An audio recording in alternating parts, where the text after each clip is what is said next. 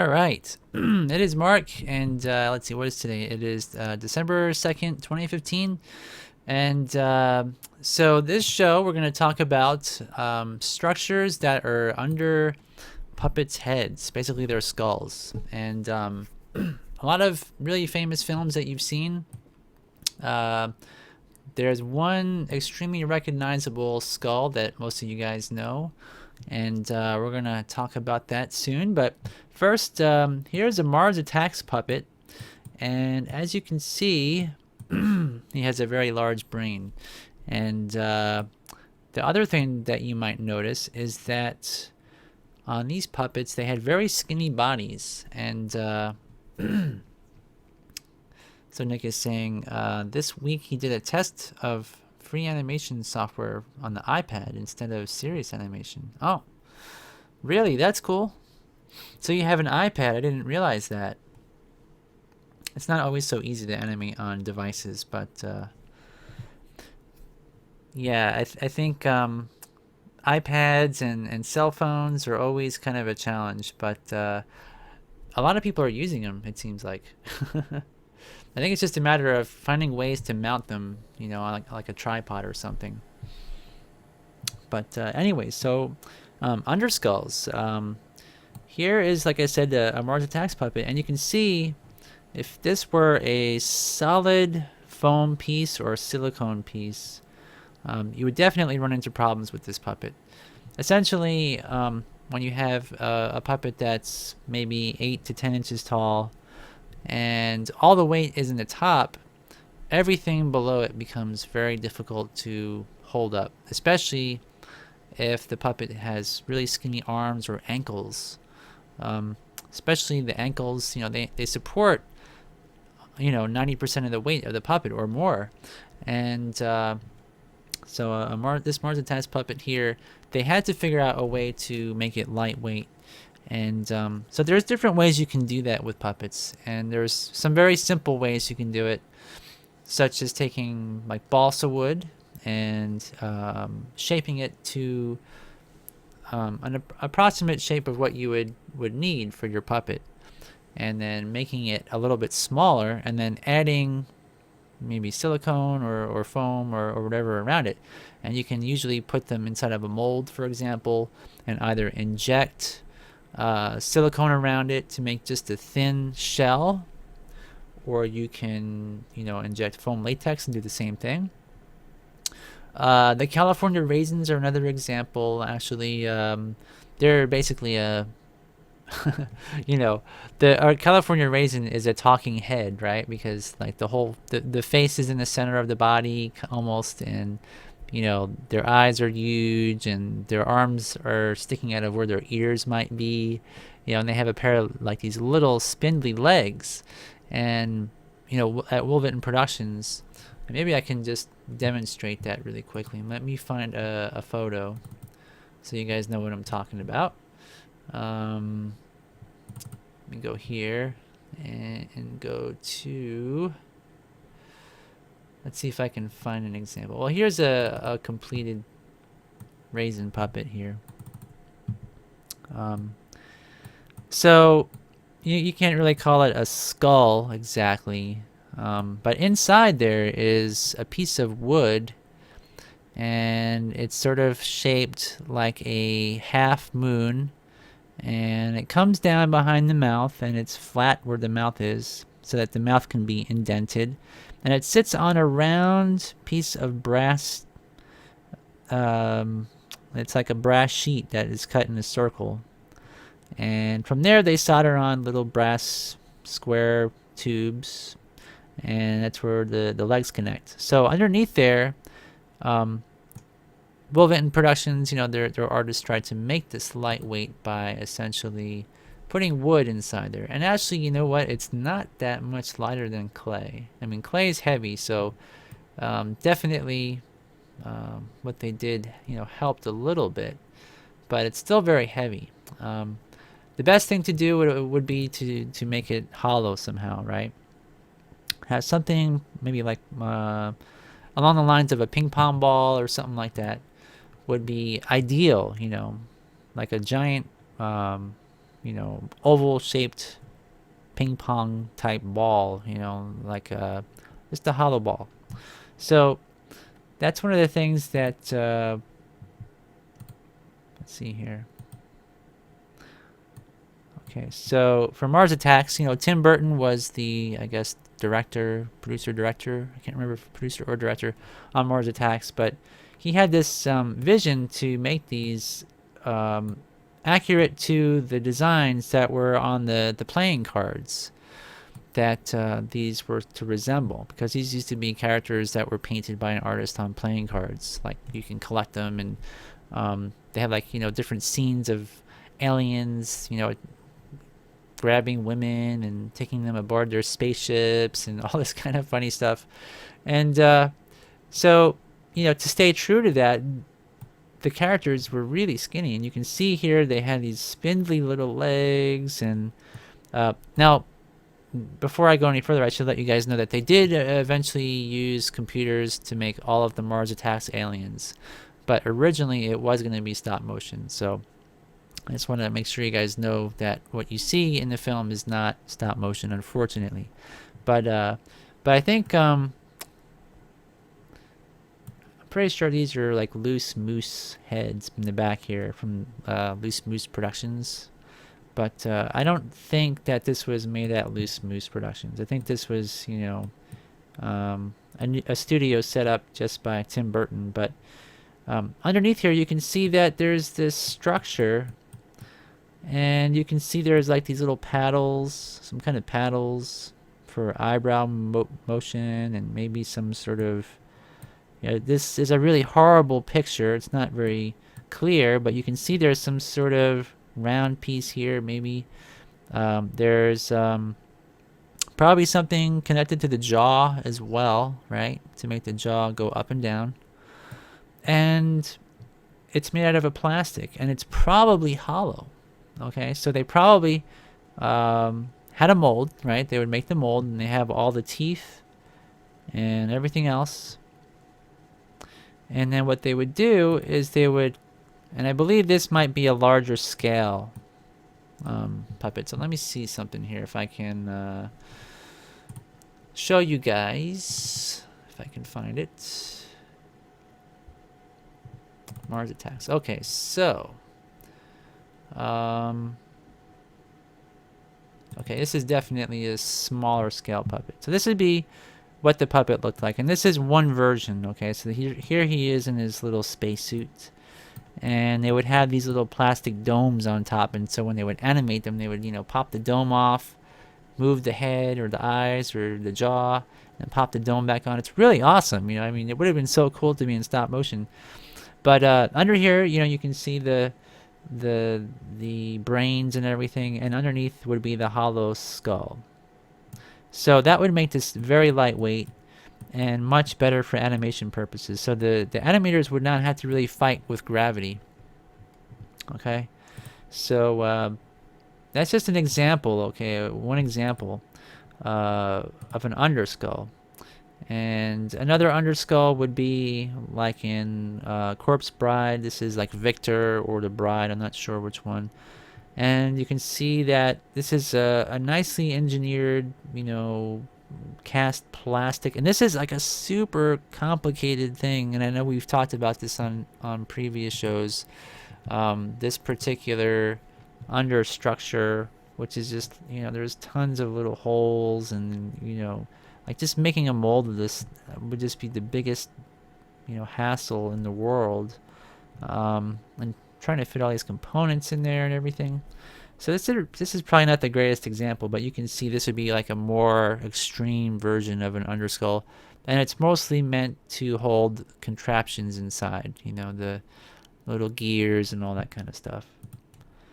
But what we're going to discuss and focus on for the rest of the show is the King Kong armature. And I'm pretty sure this is King Kong. And yeah, I'm pretty almost certain this is not Mighty Joe Young, of course. And I have better pictures of this, and I can't find them. I have really awesome, highly detailed photos from an auction where they found one of the missing skulls, and It had these like red washers in there. It was really awesome. But so what we're gonna do is we're gonna talk about um, oh, and so Dean is saying that the Mars Attacks puppets were made by McKinnon and Saunders. No, yeah, you're probably right about that. I think you're right. Yeah. Um, that's right. It's a little historical slip of my mind there. But so we're going to talk about Marcel Delgado. Marcel Delgado was the person who came up with the methods for most of the puppets that Willis O'Brien animated, and for King Kong and so forth, and also helped with the designs, I believe, on like Mighty Joe Young, and just a whole slew of very early films. Which so he used the technology of the time, and now his goal, you can see here, these are the two King versions of King Kong. The reason they look different is they were made using the build-up technique, and so it's not as easy to create these and get them to look identical to each other every time, because I believe the molds that he used, like different molds perhaps here, and then getting things to line up and glue things in place and get the hair the same is very difficult, because you're essentially building the muscles up from scratch. You're taking like strips of foam rubber, putting it on all the armature parts where they connect, and then putting the pelt, like this rabbit pelt, on there, and gluing it in place. And it's such a complicated thing to do. So they do look different, but the skulls underneath are most likely cast the same way, and they were cast using I believe aluminum that they would melt. That I'm not sure if it was actually Marcel himself who did this, but they would take special materials and like molds that are made out of like a sand material. So the teeth and the skull would be sculpted, right? Maybe out of something like an earthenware or whatever, and baked and hardened, and then that would be used as like a mold. So they would, Marcel would probably push this into a two-piece mold, and from that you'd take molten aluminum and you would pour it inside of this the void that was left by the hardened pieces, and out comes a skull like this. And so this is actually made from actual metal. It's not plastic, it's not wood. So you can stick screws in there, you can tap it, drill it, tap it, pretty much machine it, do whatever you want with it, and also glue stuff to it. And he glued all of the rubber to all these parts. Probably like this little screw here would be for a piece of wire that would come out, for the lips, to give King Kong some snarls or just expressions. And I'm sure in the eyes as well, there's probably like holes for wires, things like that, where you could stick your wire in there and get some eyebrow motion there by gluing it to the rubber above it. So the structure it's strong, and aluminum is, it's not a great super lightweight material, right?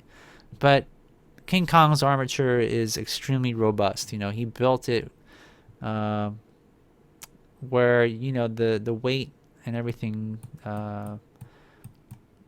is being held up by very strong ball and socket pieces here, and you can see the spine is also very solid. And so he's probably not worried too much about the weight of the skull.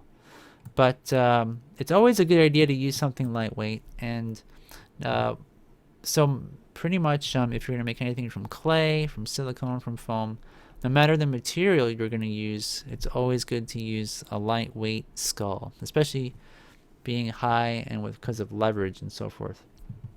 So I figured out a way to do this.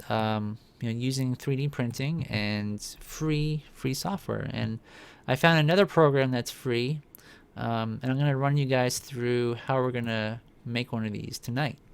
And hopefully I can do it within 45 minutes. And now I can't print one tonight in 45 minutes, but I could print it when it's done. So we're going to start with Sculptris.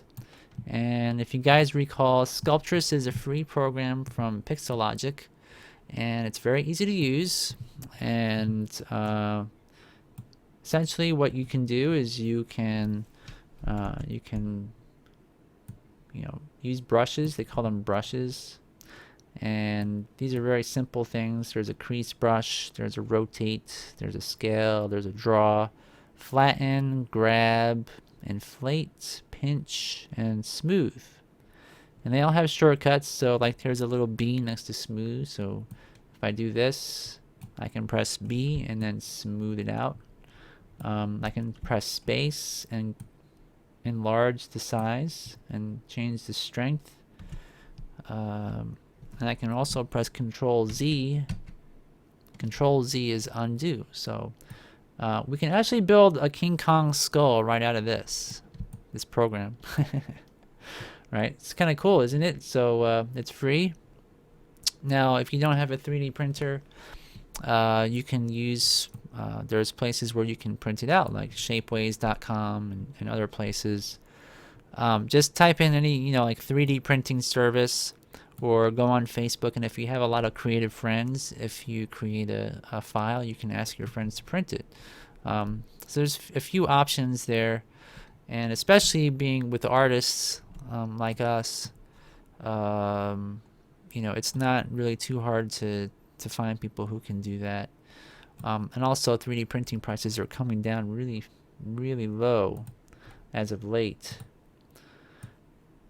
which is why I brought one, because I didn't want to spend a lot on one actually. But alright, so here's King Kong, and so we're going to try and emulate to the best of my ability, which is not huge when I'm under a rush or in a rush. But let's try. So I'm going to try to... I'm not really sure why it's shaped like that. It's like a pig nose or something. Let's see, draw and size. Alright. Maybe I should use the grab. Let's grab this and pull it out. So we're going to make the upper skull rather quickly.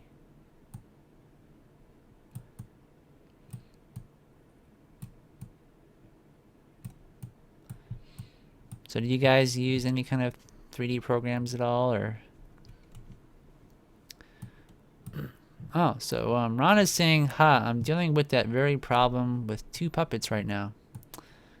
Yeah, well, you might consider this. One of the cool things about this is if you 3D print these, if you make multiple puppets, you can, print them out and not have to worry about making molds and things like that. You kind of save yourself some steps. I don't know what I'm doing there. It's not right.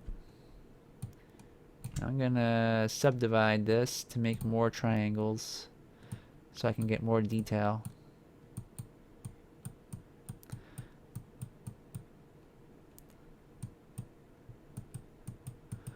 So you guys can feel free to make fun of my sculpting skills on here, because like I say, I'm not the greatest sculptor and sculptress yet.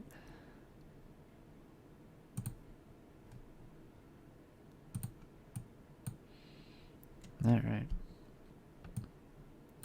Now, one of the things I am going to tell you guys is that I'm not going to make the eye holes in here, the little indentations for the eyes, because we're going to assume that we have eyeballs already, and those eyeballs are a certain size that we want to fit inside the skull. And there's no way to do any sort of measuring or, figuring out like how big is this going to be when I print it out, or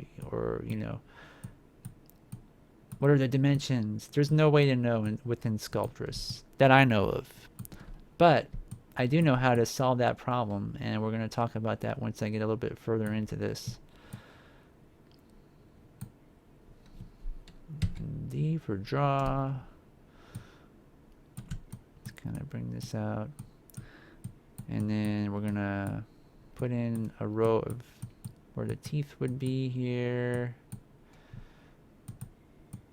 And then maybe subdivide again. And then grab, perhaps.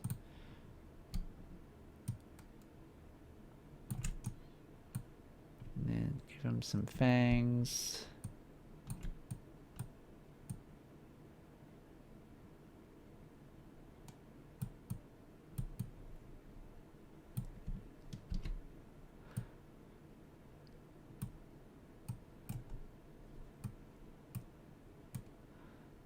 And this will not be super precise. I'm not really going for a lot of precision because that would take a long time, but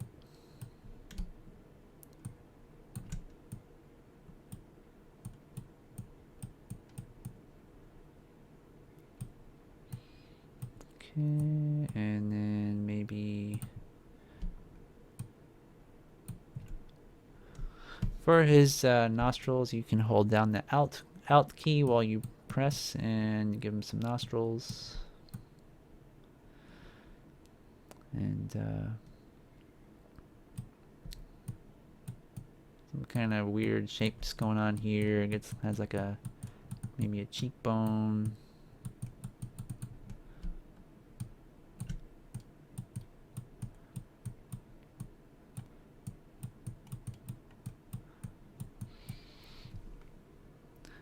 And Nick says, I've tried Sculptris better than previous attempts at modeling creature heads, but I still prefer clay.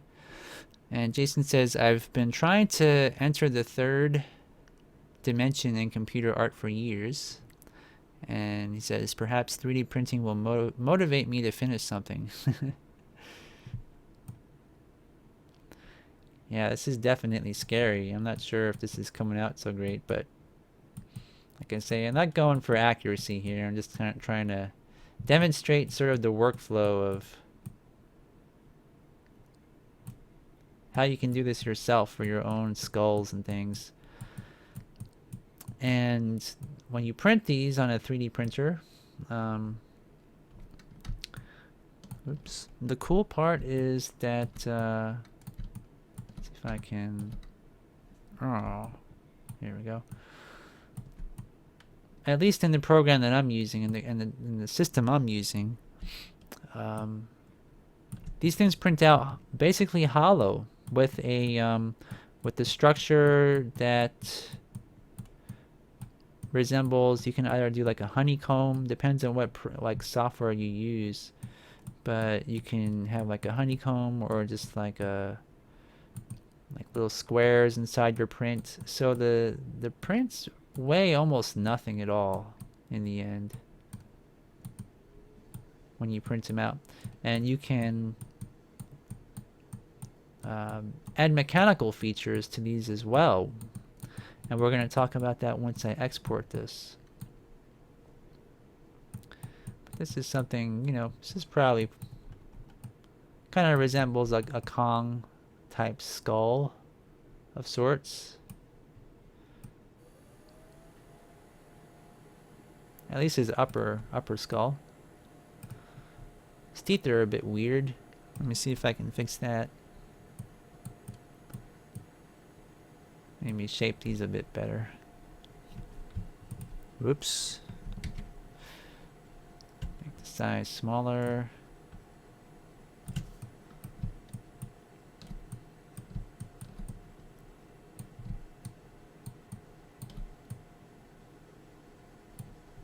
Okay, well, let's just pretend that looks really good. Alright, so here's our strange looking skull.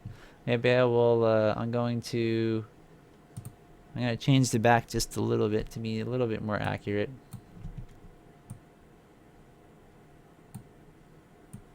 Because it's a bit big in the back here.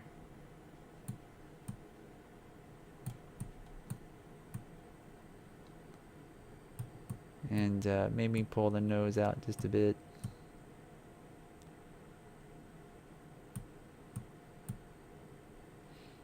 Alright. One final thing I'll do is... Oops, make that a little bit bigger.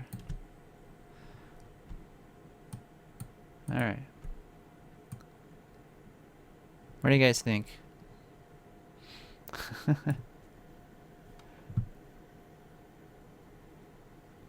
Nope, won't be solid. You could print it out solid, but of course that would be very heavy. Alright, so here's what we do. So now we don't know what size this is. You know, if we want to print this out as a King Kong skull that is the actual dimensions of the real King Kong skull, we have no way to do that, right? It's like, here it is in Sculptris. You know, there's no practical application for this, right? As it is.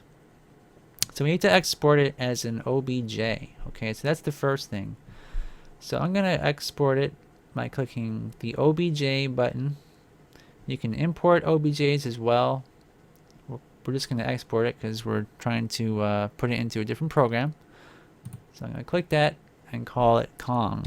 All right. So we have Kong.obj on our desktop. Okay. So now we can close Sculptris. And the next program is another free program called MeshLab. So let me open this up. And here's what the icon looks like. Some woman's eyeball. Oop. I'm actually surprised that opened up over here. I don't know why it did that. I guess because I have the icon over there. Alright. I learned something new there. So I'm going to now import King Kong's skull in this program. So File and Import Mesh. And I'm going to find it here. Let's go on Desktop. And alright, so Kong.obj from my desktop. I'm going to open it. And I'm going to hit OK. And there it is. Alright. So now it's white. And looks a bit different because it doesn't have all the grid lines and everything on it that we had before. And being white is actually kind of good because it looks more like a skull. Alright, so the only reason that we're going to use this program, I actually don't know what this is normally used for. I'm sure there is some really awesome purpose to MeshLab.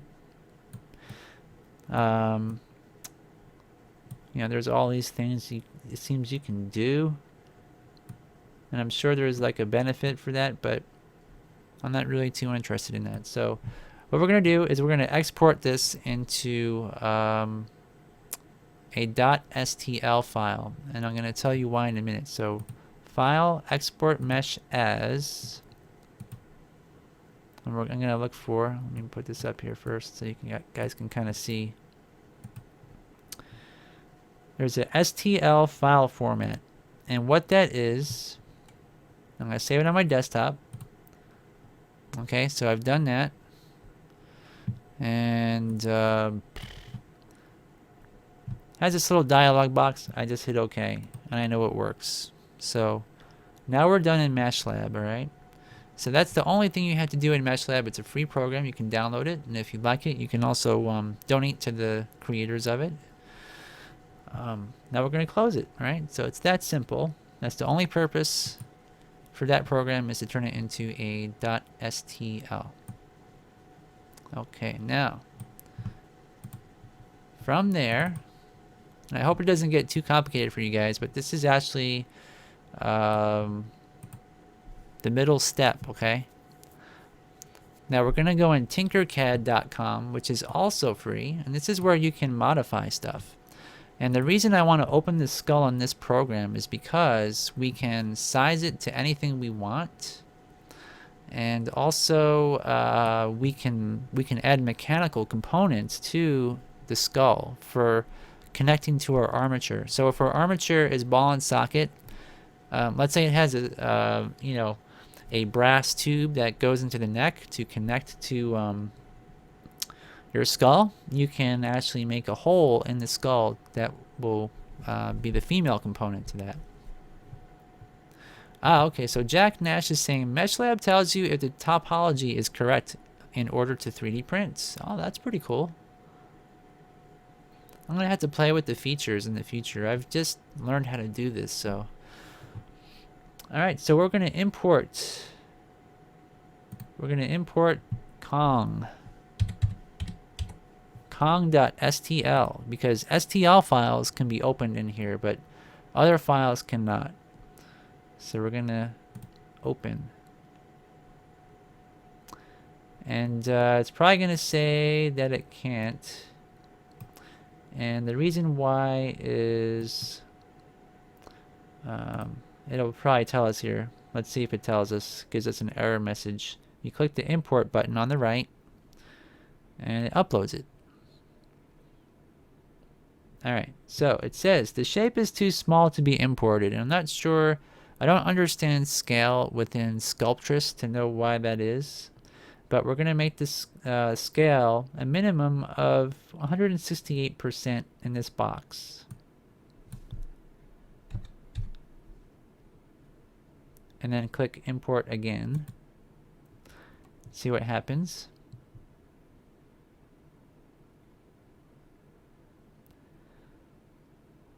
Hopefully it will be nice to us. And Jack says, depending on the resolution of the printer. Ah, okay. That's good to know. So here is our King Kong skull. And it's very small. And I'm going to hold down the shift key and expand this. I'm going to scale it up. Now you notice when I scale it, it's giving us dimensions already. Now, first off, it's kind of faced the wrong direction. So I'm going to make it flat.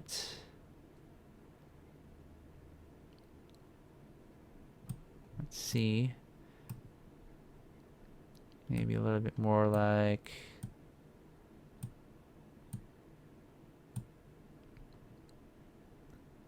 It's acting a bit slow here. It's not wanting to cooperate too much, but now I'm going to hit the D key and it falls down to the ground. So I can see it's kind of levitating a little bit on the toothy part here.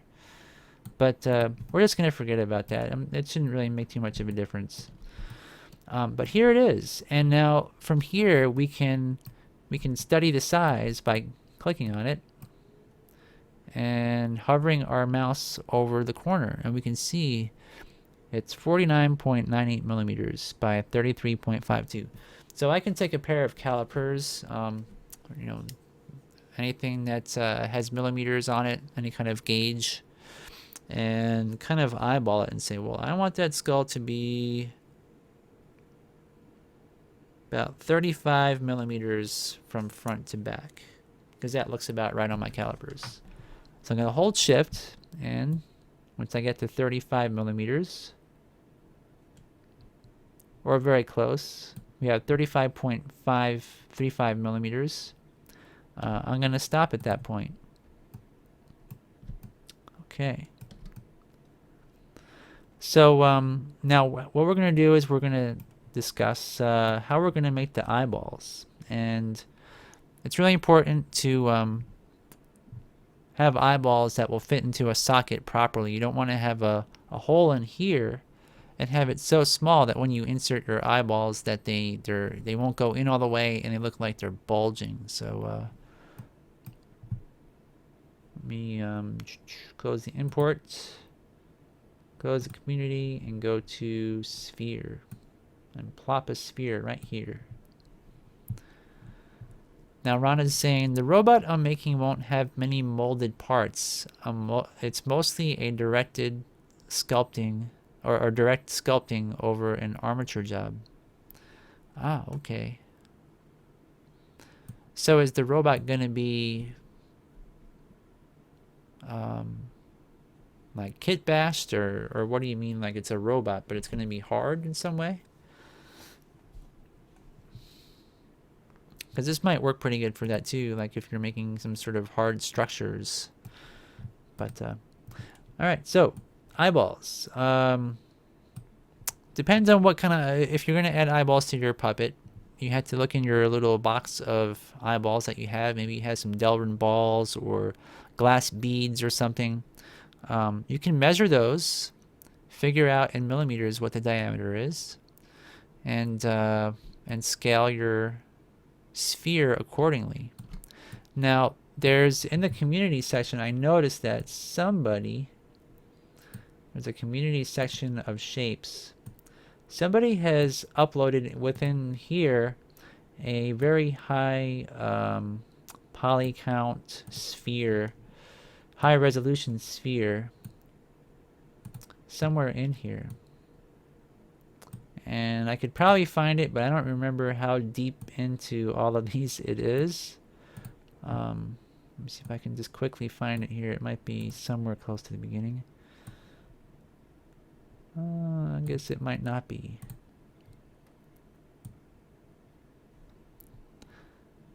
I don't see it. Well, that's okay. We're going to use just the stock sphere that they offer. And Ron Cole says, can you export the mesh from Sculptris into Tinkercad? That's probably not possible because of the triangle versus square face issue, or not. Well, we just did by using MeshLab to turn it into an STL. Now, maybe you can import OBJ files direct from Sculptris. You can try it. I haven't tried that because I think I run into issues. But maybe, like I say, I'm pretty new to this. Right, what does it say? Choose file, all files. I don't know. But I know that STL files work really well. Yeah, because maybe I could have skipped a step there, right? All right, so I have some, what size? I have, let me do this, Google. Okay, I have some 5/16 inch Delrin balls that I want to use, and I want to convert that to millimeters. So right here it says already 5/16 to millimeter.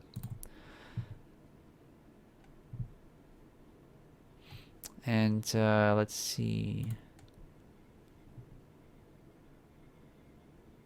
I don't think that's quite right. There is a chart here someplace. Okay, so 5/16 is how many millimeters? Millimeters is 7.93.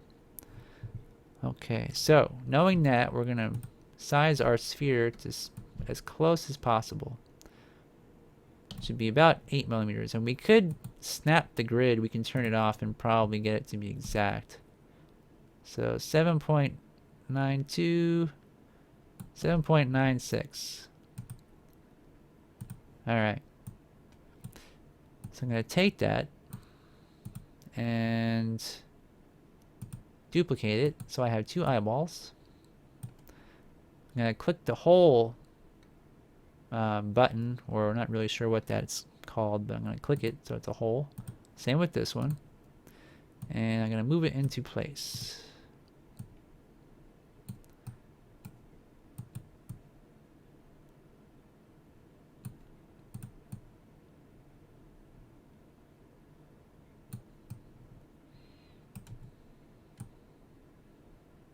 Okay. So I can look around and move this where it needs to go.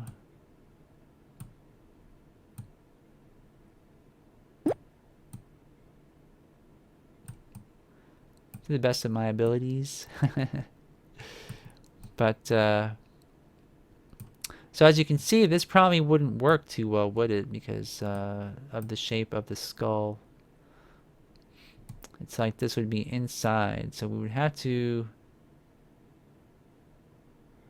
probably change the shape of the skull itself in order to make this work properly.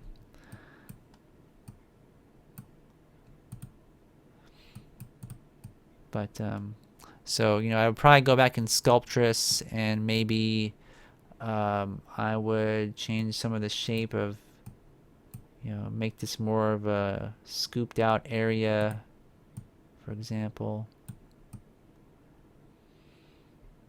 And I can probably take one of these and scale it up. So let's scale one of these eyeballs up a bit. Let's move this out.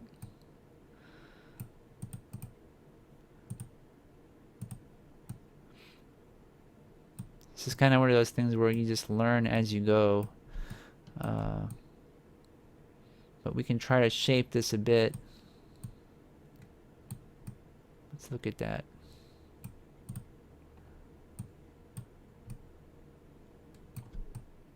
How does that look? That might work. I'm going to group these together. And all right. So let's move our eyeball back into here.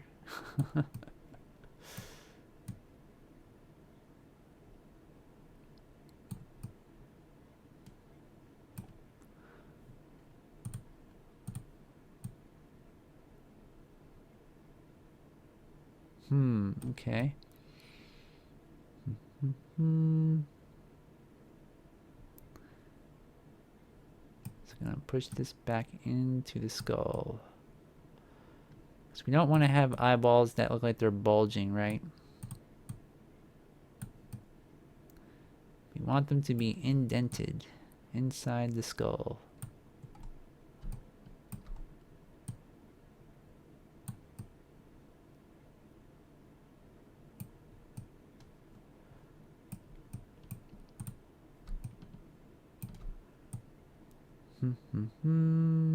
Okay.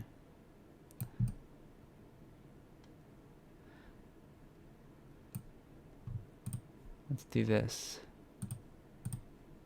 All right, so you can see that this would probably work pretty good. So the eyeballs aren't going into each other or anything like that. And oops. I should probably move that back so that they're the same. Make sure they're the same height. Make that color again and group these together. And that will make the holes permanent. All right. So with this, we know that 5/16 inch spheres will actually fit into that socket perfectly when it's printed, 3D printed. That's pretty much it. And so, of course, I can take this and I can bring this back into Sculptris. All right, I can actually export this. Go in, export it, open it in MeshLab, turn it back into an OBJ, open it back in Sculptris, smooth all these little edges out, and I know that when I re-import it and scale it, it's going to work perfect. Yeah, you can turn those lines off in Sculptris, actually. And Drem Merge says, Sculptris does not export to the required .stl files for 3D printing. Yeah. But isn't that neat? And another cool thing about this is, let's say, like I said, we have square brass tubing that we want to plug into the neck area. So it goes into our armature. And to do that, we would first, of course, need to know the diameter of the square brass tubing that we're going to use. And if we know the precise dimensions, we can make this be the female component that we can plug into the inside of our Kong skull here.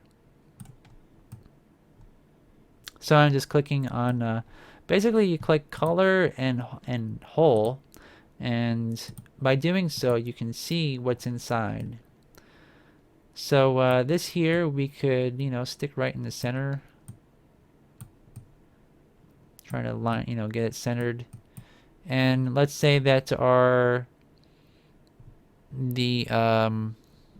the brass tube it's going to go in there is 5 millimeters.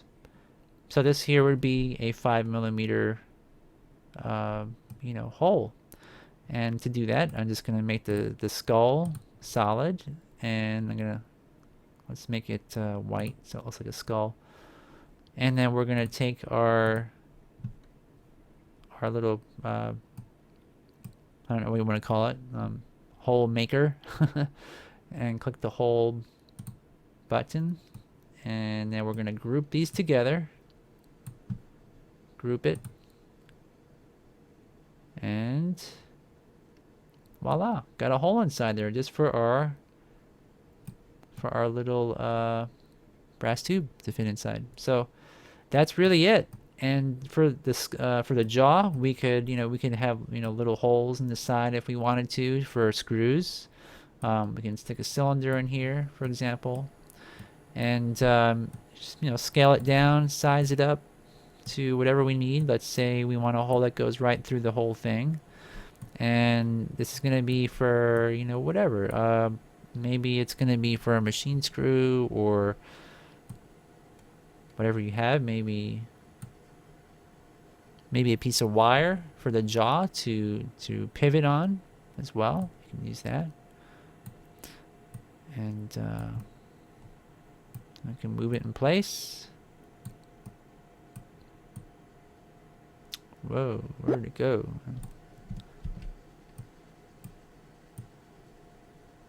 It's a little bit hard to move stuff on here sometimes, as you can see. Like you would think from the side view you could just move it move it to the proper place, but it just goes back and forward. So let me go here.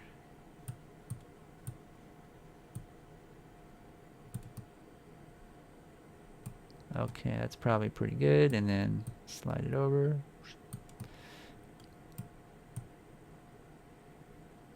So here's our pivot point, and then we'll make this really small. And again, we could, we could, if it wants to cooperate with me here.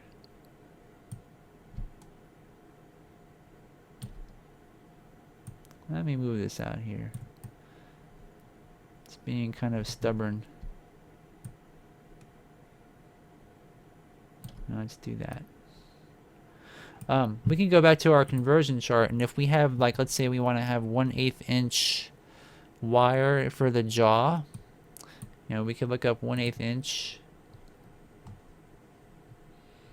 which is right here, and it's 3.175 millimeters. Okay, this is the Maryland metrics conversion chart, fractional decimal millimeter chart. And it's mdmetric.com is the site. So 3.175. Yeah.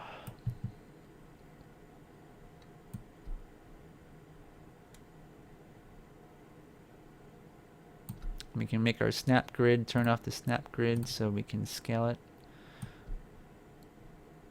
So 175, we'll go to closest possible, which is 3.20. Seems a little bit large, but according to the chart, that's accurate, so that's what we got to go by.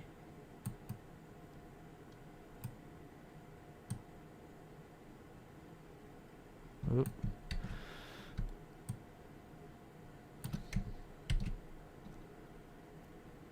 Really is acting not like I would like it to. It's widening it at the same time.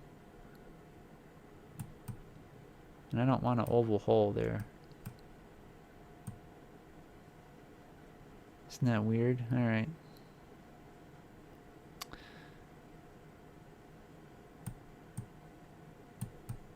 Okay. That's where our jaw will be, I suppose. Our jaw wire will go through there, and we'll make that a hole. And group. All right, so we can stick our wire or you know, whatever we want through here for our hinge. And there it is. So I think that's pretty good. You know, just for something that I did in, you know, less than an hour's time.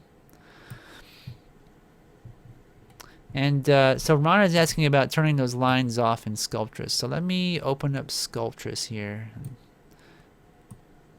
And I believe you can.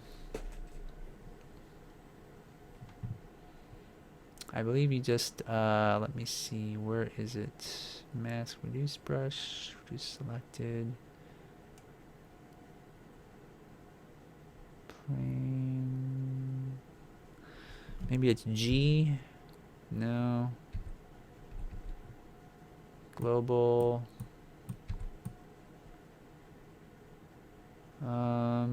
I guess maybe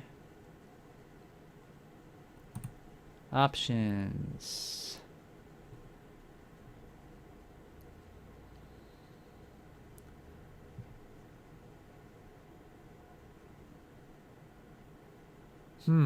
Well, let's see. I'm not too sure.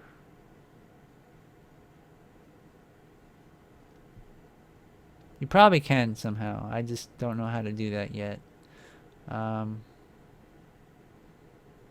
But there are options, and unfortunately it's very limited. Like when I used ZBrush, that program had so many awesome things you could do. You could, you know, turn off the grid. You could, you know, use different materials, and I believe even in here you can. There's a way to do that somehow, but unfortunately, oh, there we go. It's the wireframe. That's it. Oh, wireframe, on off. Oops. So yeah, you can draw.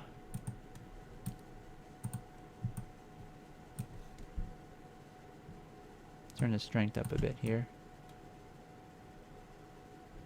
Yeah, it looks pretty good too. You know, Sculptris, it's a simple program, but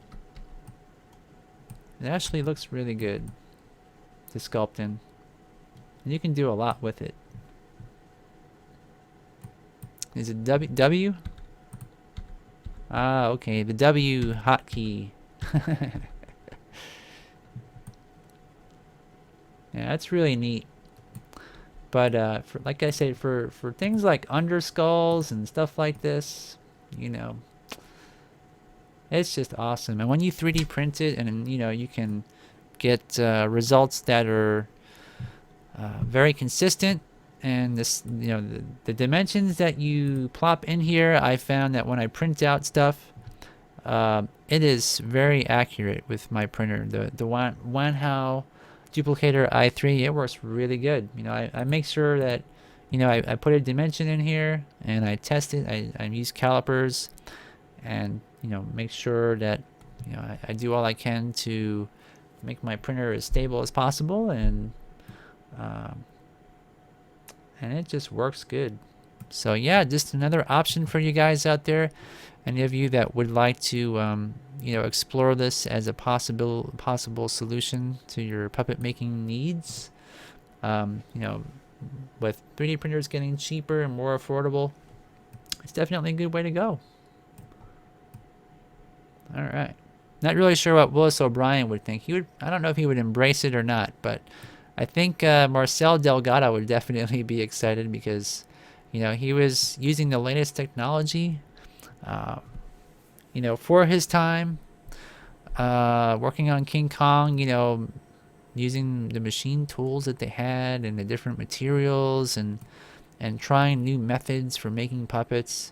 So, you know, new methods are always good to try, and sometimes you find that they're fun, and if they're not fun, you know, do it however it is fun for you, and that's really the important thing, because it's just one more way that you could, you know, make something.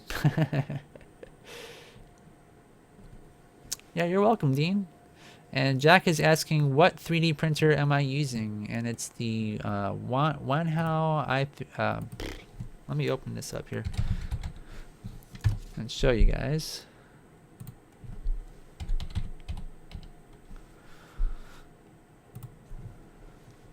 And I brought it from this website, the duplicator, on the wanhao.usa.com page. And what's really cool is that it's got a 1-year warranty for parts and labor, free shipping. It just does a really awesome job. And you can see here, this is one of them, and printing out a face of some sort, somebody's face. Maybe they 3D scanned it. It's kind of funny. Yeah, that's something that I think Don Carlson was talking about, that making a 3D printer that can spit out clay. And actually there is one for clay, but it's for like pottery, making pottery, where you use like a wet clay of some kind. People are doing all kinds of weird stuff with these printers, even printing walls and structures, like making them really big. I don't know. To me, if it's like that, it seems kind of strange, right? But this is a great printer, guys. It's for $400, free shipping, 1-year warranty, parts and labors, and there's a lot of modifications as well. If you guys go to Thingiverse, I probably have it. Let me see. Yeah, I'm on Thingiverse. You can see here what I printed out. This is one of the things that I printed out to help with the cooling of this particular printer, to get better cooling. And you can see here, these are the parts. It prints really nice. And there's mods like this which are completely free in the community. And these mods give you better prints, And this is about the smallest thing I could print, and you can see that's the detail I got, which is not superb by any means, but not too bad, right? Got some pretty good, got some little fingers here that are pretty crisp, and you can make out what it is at least, but that's why this is good for, not really so great for the final product for stop motion, like Paranorman and Coraline or Box Trolls, that kind of thing.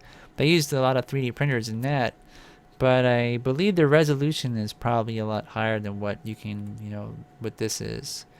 So that's why this kind of 3D printer for $400 is more suited for like underskulls and any kind of structure inside the puppet.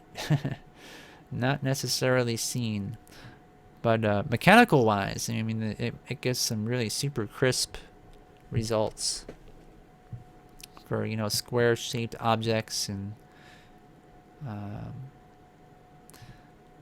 so Dean is saying, I heard they were printing food in deprived countries made from ground crickets or something.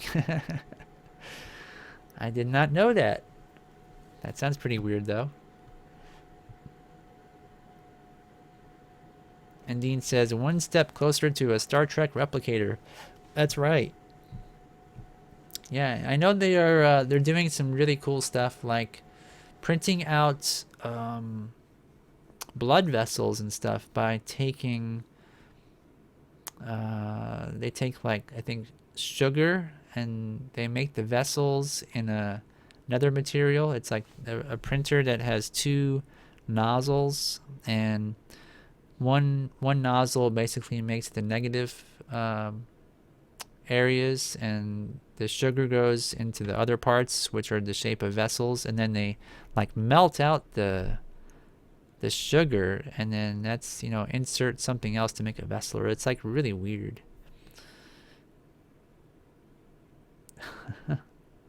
Yeah, the internet's slow, guys, so I apologize. There probably is a big delay. But anyways, I guess that does wrap up our show for tonight. It is 9 o'clock. Hopefully you guys enjoyed that, and maybe you guys want to give this a shot yourselves, and let me know what the results are and see if you like it. All right. Well, anyways, that does conclude the show. So I will see you guys next week. See you all later.